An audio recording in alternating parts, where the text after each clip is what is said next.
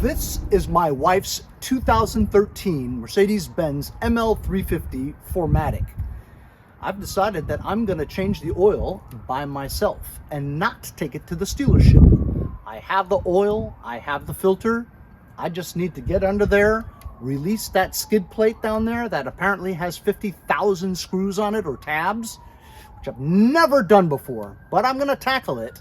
I don't know if I'm going to be small enough to get under there without raising the front. So I've got these ramps I'm going to try. Makes it easier to move around, especially if you're moving a large skid plate. It's always a little sketchy when you do this.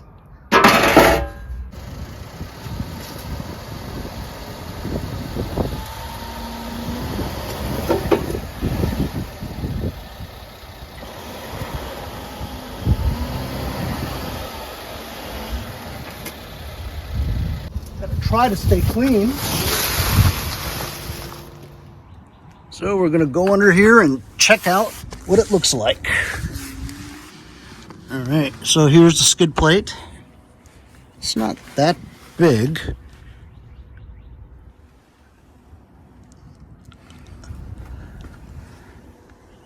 And it has what it appears to be 5/16, 6 of them, 8 of them, something like that.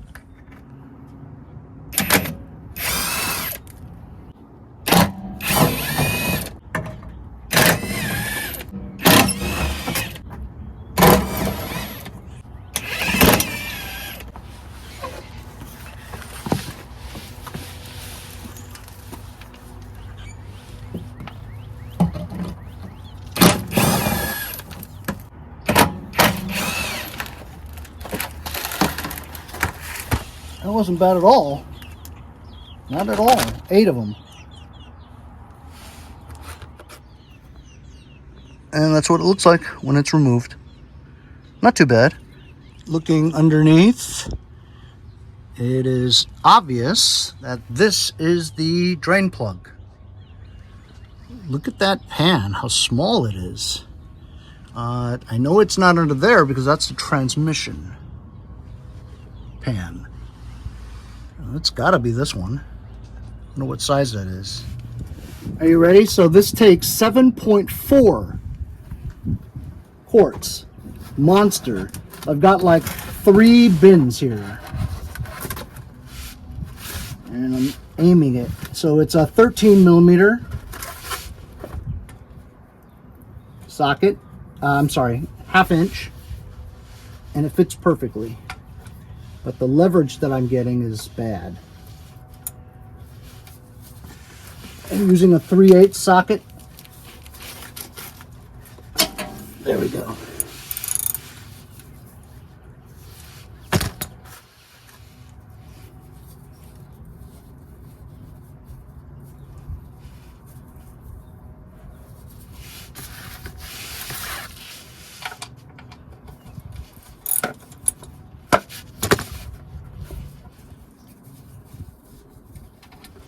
Oh, son of a gun. I missed.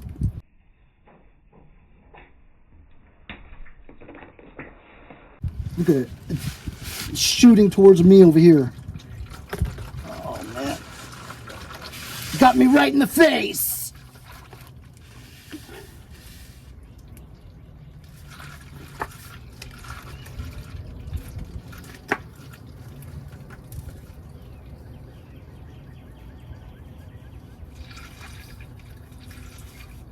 Oh shit.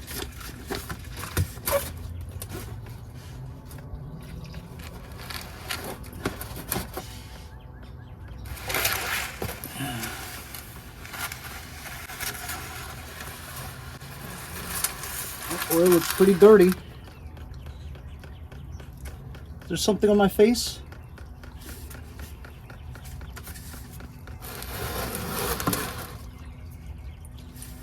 Well, now where I'm lying is completely filled with oil.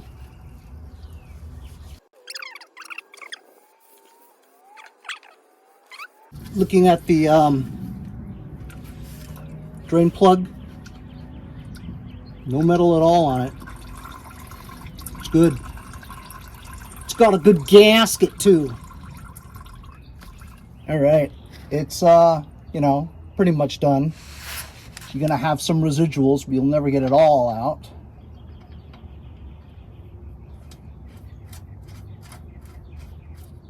Just got to get 99% of it out.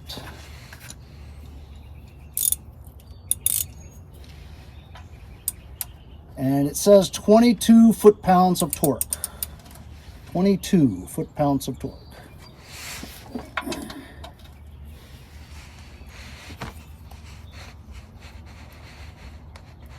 That's it. That's about 22 pounds. You guys work on small engines, you'll know. That's about it.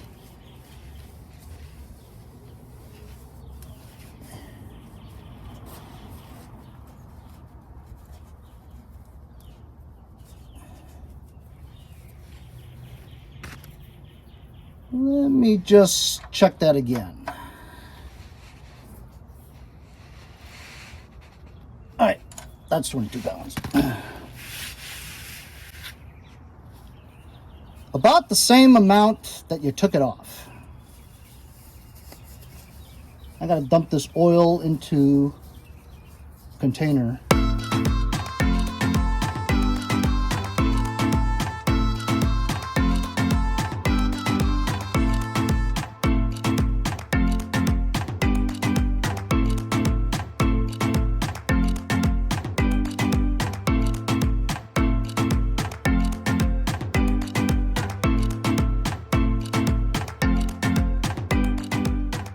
So the oil filter, this oil filter from Mercedes is not the typical ones that you find in other ones.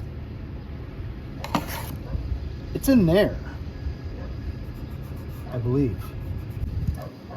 You're gonna need a wrench. You're gonna need a special one, especial. And because I anticipated my doing this myself, I went and bought one. I think the regular ones would probably work, but I found this one on Amazon. It was cheap. It's like $5 or something. Aluminum. See? Now that fits perfectly. I have a feeling it's going to be messy though. Just going to put a rag, the rag I've been using, put it around it so that it doesn't drip everywhere. Probably will anyway. That's good enough.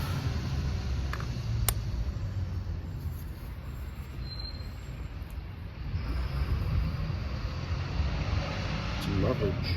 Let's try this breaker bar. I'm gonna go counterclockwise. There we go. Look at that. Like butter.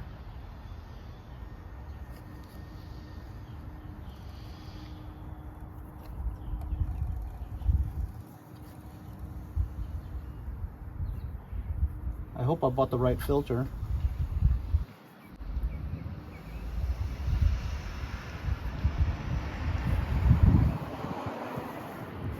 So if I took this to Jiffy Lube, I'd be done in 15 minutes, right? But would you trust Jiffy Lube? I've heard some horror stories. So because this is up here, gravity must have pulled most of the oil down, so it shouldn't be a mess. It should be just dry. This is the first time I'm ever doing this, so this is completely new to me. Look at that. What the hell is that?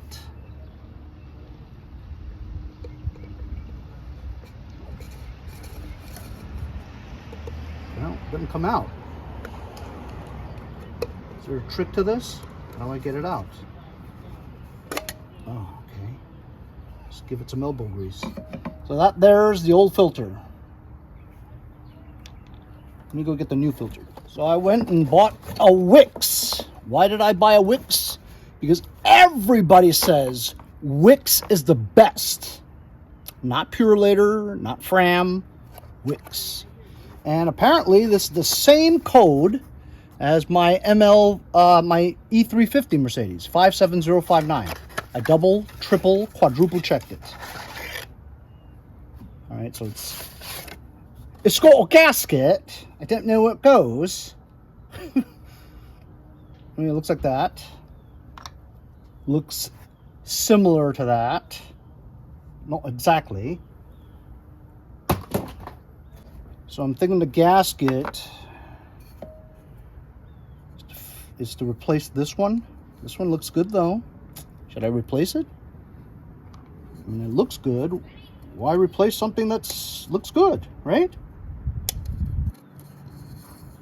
What do you guys think? Should I replace it?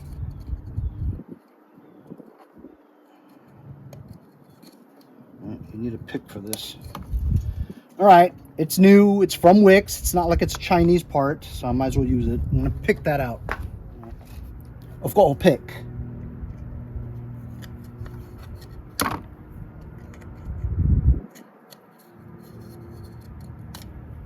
All right, that was it. That's the old gasket. Put the new one on.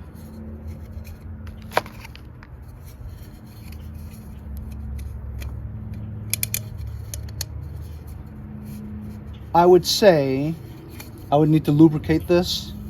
So I'm going to get some of the new oil that I got and slip this in like this.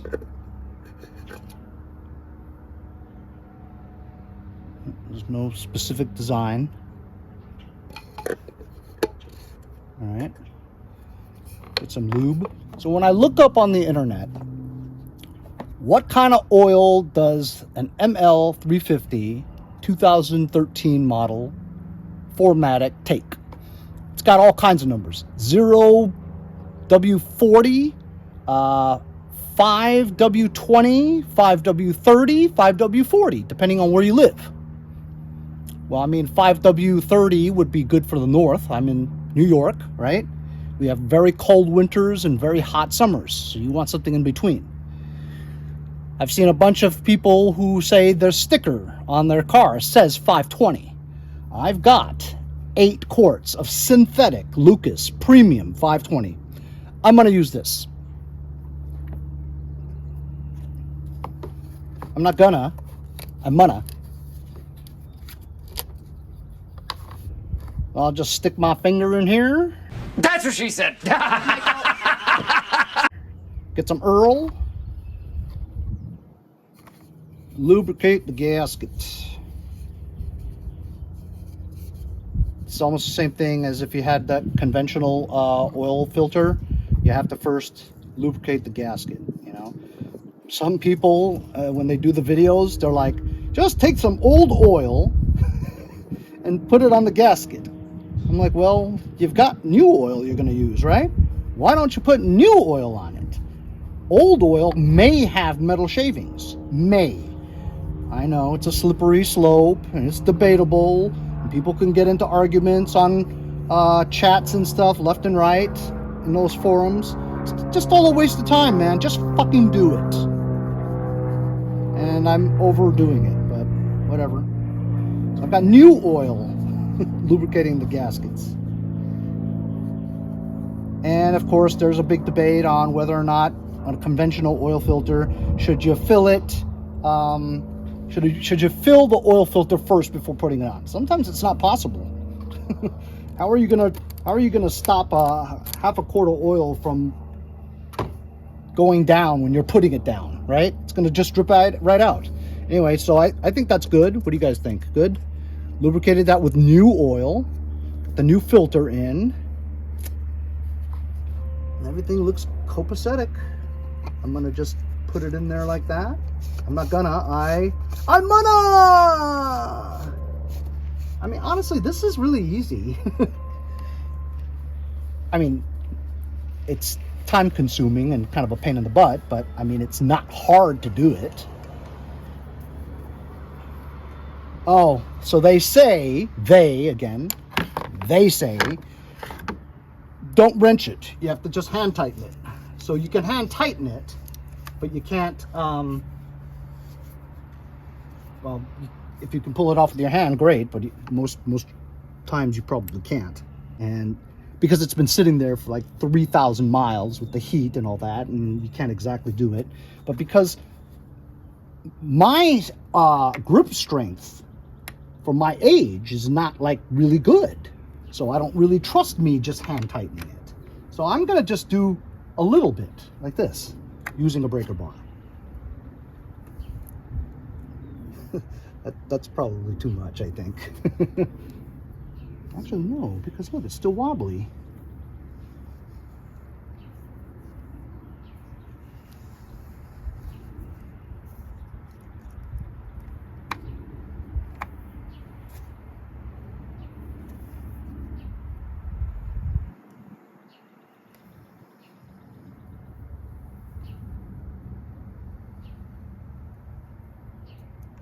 That still seems loose, man.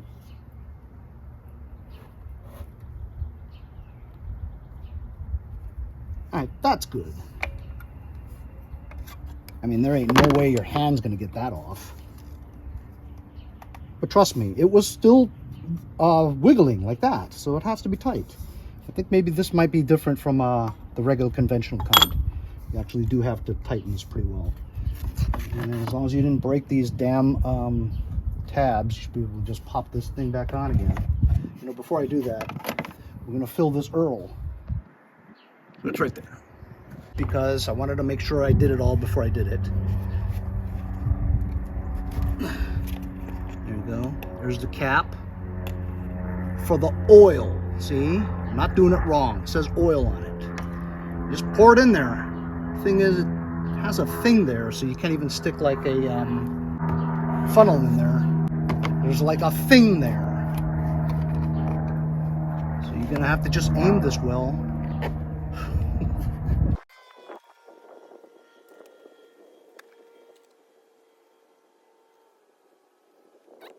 And a little.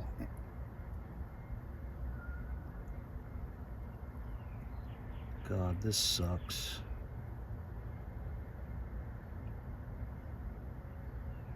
This will take forever.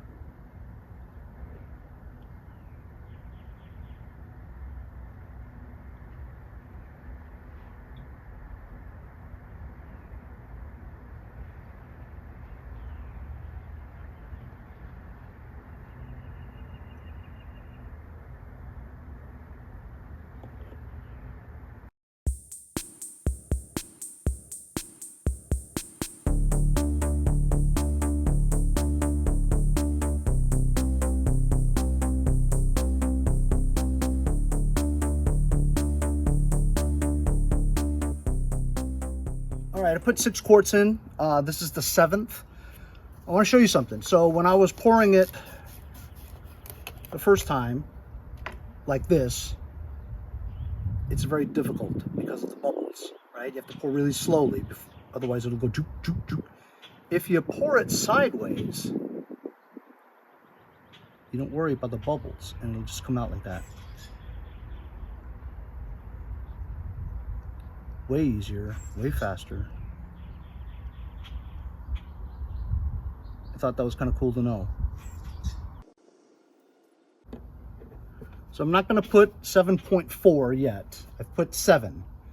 I'm going to put the skid plate back on.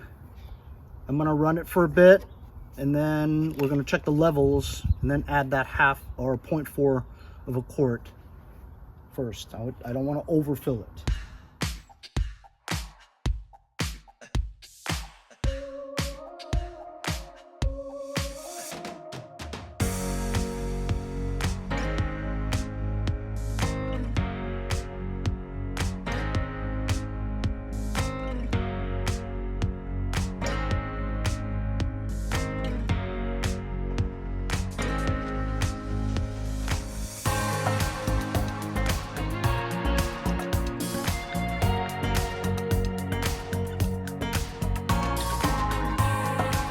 All right, I'll put the skid plate on, put the back in first and then the front. I'll put the front in first, I couldn't get the back on. Clip the back in first, then put the front on. I broke one of the screws, I pushed too hard in, broke. I just did a self-tapper to hold that corner on. It's fine. So I did find the dipstick and I was looking at it and it was over max. And I thought to myself, ooh, some of that oil's got to circulate and fill the filter since the filter's dry because it's on the top. So I'm gonna start it up, get it off the ramps, let it run for a bit, shut it off, wait a little while until the oil settles and do another check. But right now it's got 7 quarts in it. electric parking brake.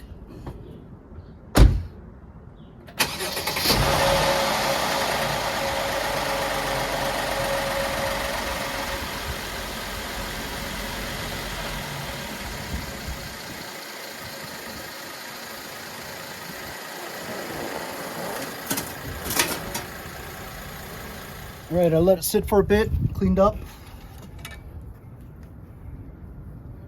Do a wipe. Most new cars now do not even have a dipstick. Cletus, you know what you are? You're a dipstick, a 14-karat dipstick. For you to check, so be thankful that this year it does have one.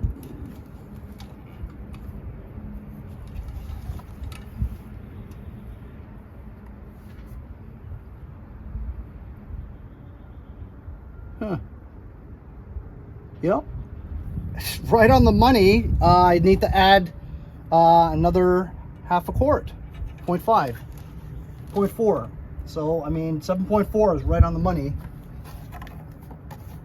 So we'll just put like another half in there and it'll be perfect because the oil went up to the fuel filter, oil filter, and it filled up some. On the back of here or on the side, it tells you to measure. So we can do 0.4, which is right there.